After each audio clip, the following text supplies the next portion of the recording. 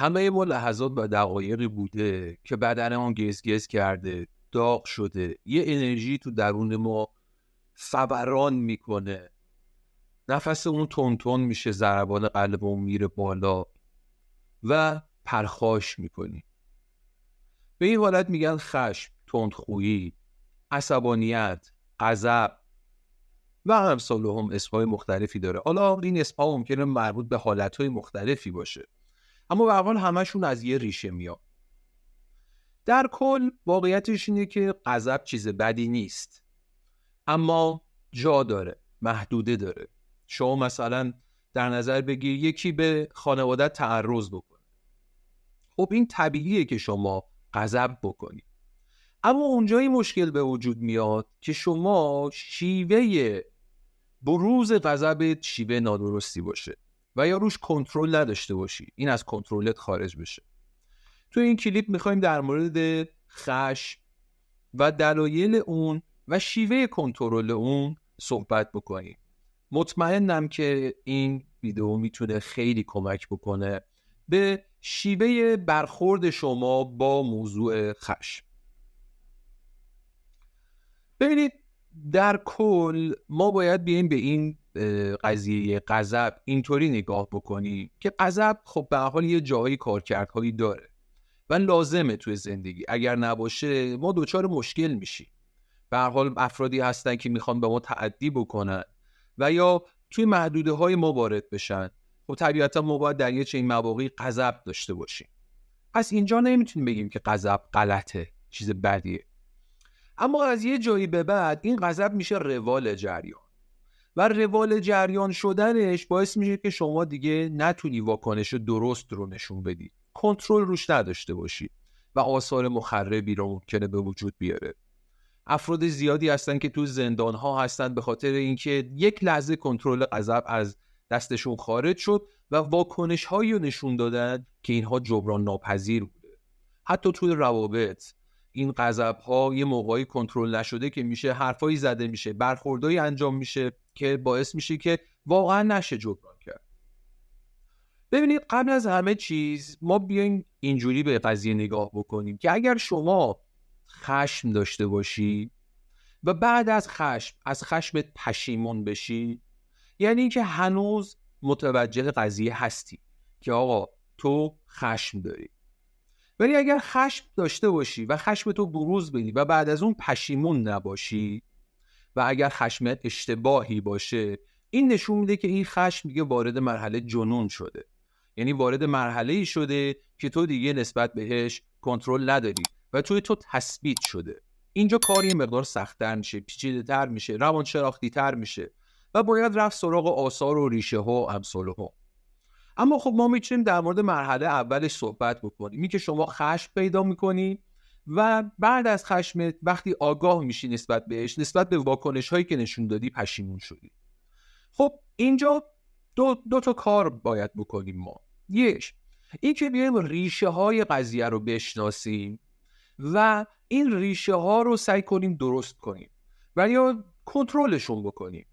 و مرحله دوم اینی که حالا اگر این خشم اومد چطوری باهاش برخورد بکنیم. مرحله اول بحث ریشه هاست.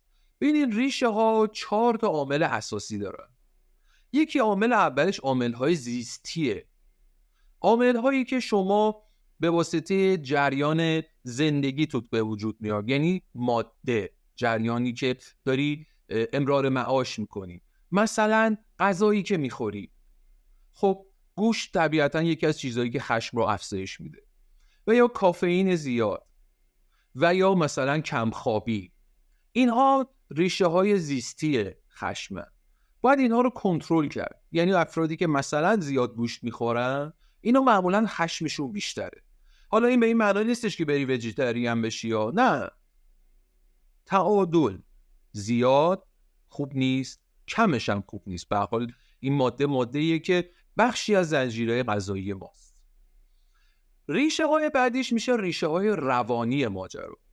ریشه های روانی میشه مثلا اضطراب، استرس و یا کمبود عزت نفس. اینا ریشه هایی هستند که باعث میشن که ما واکنش های خشم نشون بدیم.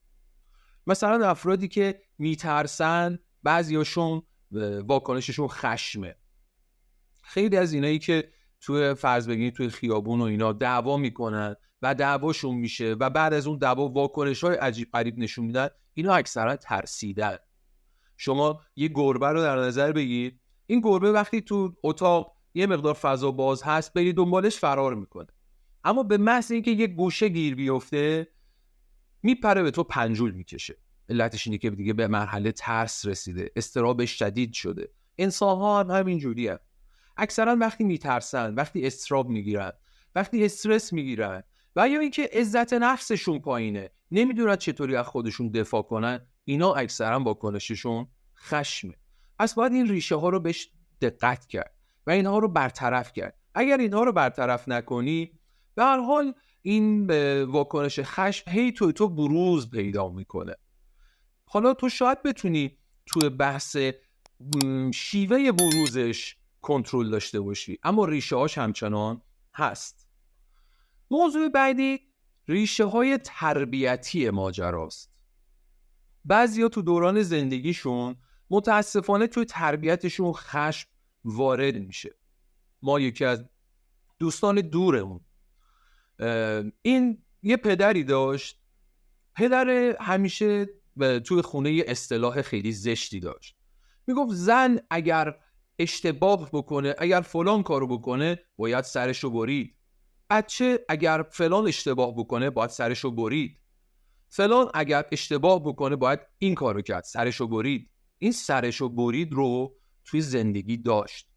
ما میدیدیم اینو. بعد دیگه ارتباط اون با این بنده خدا قطع شد. هلوش مثلا 10-15 سال بعد این بنده خدا ما مجدد باش برخورد داشتیم. گفتیم خب چه خبر؟ از پسرت چه خبر؟ گفت زندانه، میخوان اعدامش بکنن. گفت برای چی؟ گفت برای اینکه رفته سر فلانیو بریده.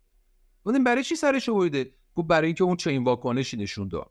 بعد اونجا ما متوجه شدیم این پدر با رفتار و اصطلاح‌های غلط خودش توی تربیت فرزند خودش موضوع خشم رو با چه زیبایی جلوه داده بود و اون بچه براش دیگه عادی شده بود. آقا نه، اگر این کار کرد باید رفت سرشو برید و واقعا رفته بود سر یکی رو بریده بود. یعنی ریشه های تربیتی. خب اگر یک کسی با این ریشه برخورد کرد باید چیکار بکنه؟ باید سریعا جایگزینش بکنه. یعنی ببینه که آیا من تو تربیت ساختار خانوادگی یه چنین چیزی بوده و اگر این بوده بیاد اینو تلطیفش بکنه، بیاد جایگزین براش ایجاد بکنه. نه، چرا باید سرشو برید؟ باید گفتگو کرد، باید از قانون استفاده کرد و روش‌های مختلف. باید اینا رو جایگزین بکنه از توی جریان تربیتیش. و یه ریشه دیگه‌ای که وجود داره برای بحث خشم، اینا ریشه‌های شناختیه. یعنی بعضیا تعبیرشون از انتقاد اینه که آقا وقتی یکی از تو انتقاد میکنه داره تمام ساحت وجودی تو رو زیر سوال میبره، پس در نتیجه خشم به وجود میاد، در صورتی که این نیست. یعنی شناخت طرف نسبت به موضوع انتقاد شناخت غلطی. یا یکی دیگه اصلا کاملا کمالگراه، میگه یا همش یا هیچی. پس اگر همش نمیشه، که طبیعتا تو مثلا 90% مواقع همش نمیشه، پس هیچی. وقتی هیچی هم به وجود میاد خشم میاد وسط. یعنی ما باید به این توجه بکنیم که ریشه های شناختی یکی از عواملیه که باعث میشه که ما خشم رو بروز بدیم. باید اینها رو تعدیل بکنیم. یعنی متوجه بشیم که آقا همه یا هیچ معنی نمیده. انتقاد چیز بدی نیست، آدم میشنوه، اگر پذیرفتنیه بپذیره، اگر پذیرفتنی نیست خب خیلی راحت میتونه صحبت بکنه، بگه نه آقا پذیرفتنی نیست، نمیپذیرم. یعنی باید یه سری از عوامل رو جایگزین اینها بکنی. آدم باید گفتگو کردن رو جایگزین بکنه. همیشه تو همه چیز نباید برنده باشی، این رو باید جایگزین بکنی. یه موقع‌هایی هم آدم توی زندگی میتونه بازنده باشه و این ایراد نیست، برای همه اتفاق میفته. باید این تعابیر رو جایگزین بکنیم تو اون جریانات شناختی و تربیتی. اون بحث زیستی و روانی رو باید تو ریشه های روازیستی که میشه بحث برخورد آدم با جریان زندگی، آراشی و الگوهای زندگی مثل غذا، مثل رفتار، مثل ورزش خیلی تاثیر داره توی کنترل خشم. اما یه سری چیزا مربوط به روانی مثل اضطراب، استرس و یا عزت نفس که اینها رو باید توی درون کنکاش کرد و بررسی کرد. در مورد این قضیه ویدیوهای دارم در مورد همین بحث عزت و نفس و اینا، اگه دوست داشتید به اونها مراجعه بکنید. تو مرحله بعدی با حالا میگیم که آقا فرض بگیریم این خشم بروز پیدا کرد، با خشم چجوری برخورد بکنیم؟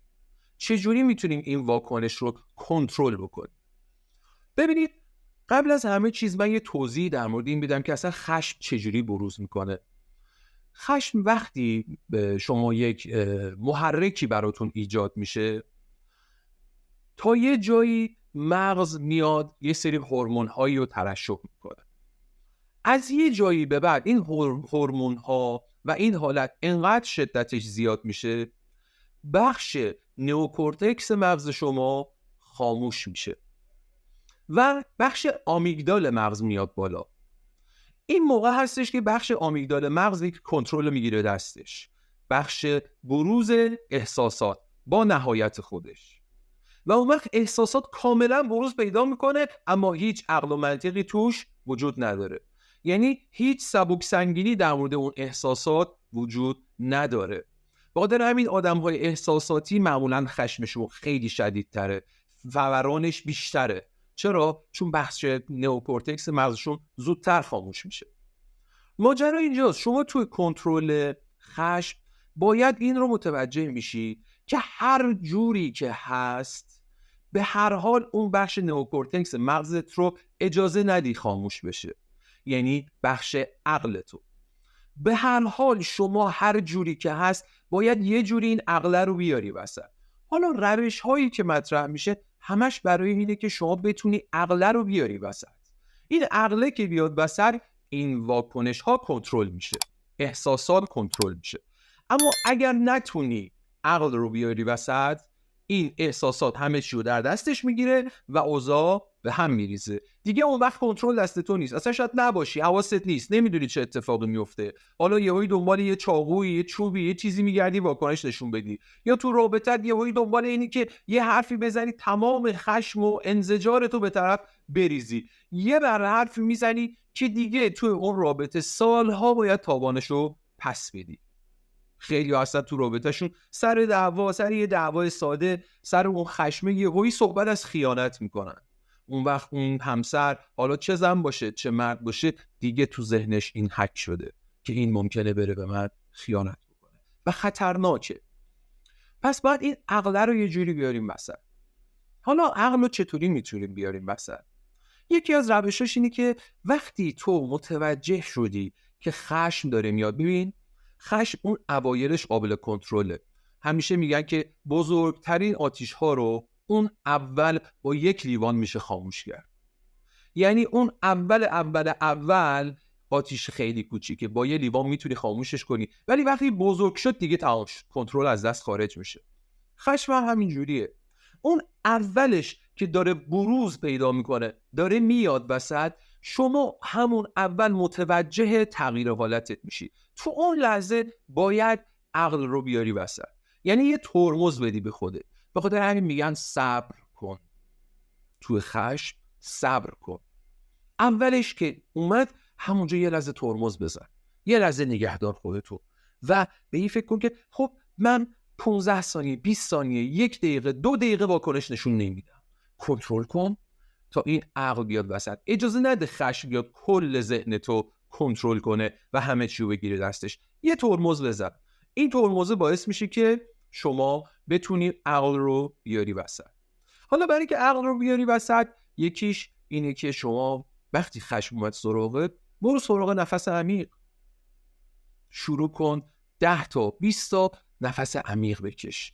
این نفس عمیق باعث میشه که اکسیژن وارد بدنت بشه، جریان خونت راه بیفته و یه مقدار این کارکرد مغز بهتر بشه. مغز یه مقدار کوک میشه و یه مقدار باعث میشه که شما بتونی عقل رو بیاری وسط. حالا به این معنا نیستش که اگر عقلت اومد وسط واکنشی نشون ندی، نه، شاید جای درست باشه و باید خشمتو بروز بدی، اما عقل که بیاد وسط واکنش هوشمندانه نشون میدی. روش دیگه‌اش اینه که شما وقتی خشم اومد سراغت، یه مقدار بدنت رو تغییر حالت بده. از اون حالت خارج شو. یعنی اگر نشستی خشم اومده سراغت، بلند شو، وایسا، یه ذره پیاده روی کن، یه دفعه برو اون برای اتاق، بیا این برای اتاق. این به تو کمک میکنه که تو از اون حالت خارج بشی. اجازه پیدا نمیکنه احساسات که کل ماجرا رو بگیره دستش. یعنی احساسات هم یه مقدار تحت کنترل تر قرار میگیره، از اون حالت خارج میشی. یه روش دیگه‌اش اینه که آقا شما بیا به وقتی خشم اومد سراغت، برای چند دقیقه یک جایگزینی رو توی مغزت ورود بده. مثلا برای چند لحظه به یک چیزی که دوست داری فکر کن. شما وقتی خشم میاد سراغت، به فرزندت فکر کن، به مادرت فکر کن، به پدرت فکر کن، به پارتنرت فکر کن، به یه طبیعت فکر کن. برای چند لحظه کنترل کن، خودتو توی حالت جایگزینی قرار بده. یعنی شما به واسطه جایگزین کردن این حالتها یک حسی برخلاف اون حس خشم به خودت نزدیک کردی و این باعث میشه که اون احساسات یه مقدار برن عقب. ببین همه این راهکارها در این جهته که تو یه ترمزی بزنی جلوی این احساسات رو بگیری که کل وجودتو نگیره و عقل بیاد وسط. نباید اجازه بدی احساسات کل وجودتو بگیره. حالا اینهایی که من به تو گفتم یه سری راهکاره، شاید تو خودت راهکارهای بهتری رو سراغ داشته باشی. افرادی سراغ دارن وقتی خشم میاد سراغشون، این نوک تیز خودکار رو میگیرن روی انگشتشون فشار میدن. چرا؟ برای اینکه یک لحظه یک حسی خارج از اون حس خشم بیاد توی وجودشون و تمرکزشون از اون حس خشم یه لحظه بیاد اینور و اجازه نده خشم کل وجودش رو بگیره. حالا تو راهکارهای خودتو ممکنه داشته باشی، ممکنه چایی بخوری، ممکنه نمیدونم به یه چیز دیگه تلویزیون رو روشن بکنی یا هزار تا کار دیگه بکنی، اما چیزی که مهمه اینی که اجازه ندی این احساسات فورانی خشم کل وجودتو بگیره و عقل رو بیاری وسط. وقتی عقل بیاد وسط، کنترل ماجرا میاد دستت. بهترین راهکار رو انتخاب میکنی، راهکارهای هوشمندانه. یه موقع‌هایی ممکنه باید داد بزنی، این ایراد نیست. اگر داد زدن در جای درست باشه ایراد نیست. اگر سکوت کردن در جای درست باشه اون هم خوبه. یعنی شما باید هوشمندانه انتخاب بکنی. عصبانیت تو باید کنترل بکنی. بچه‌ها، عصبانیت یکی از نقطه ضعف‌های بزرگه. چرا؟ چون باعث میشه که شما واکنش‌های هوشمندانه به خرج ندید.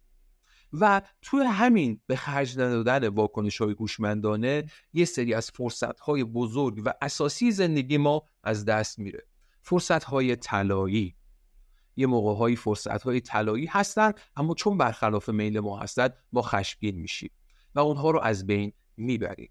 امیدوارم با توجه به کلیتی که من خدمت شما گفتم در مورد خشم بتونید واکنش‌های درستی داشته باشید و اگر سوالی داشتید، نقطه نظری داشتید و یا حتی اینکه با خشمتون چطوری برخورد کردید برام توی کامنت ها بنویسید. خوشحال میشم بیشتر بدونم و با هم ارتباط داشته باشیم. آرزو موفقیت دارم، آرزو میکنم خشمتون رو به بهترین نحو ممکن کنترل بکنید. یا حق.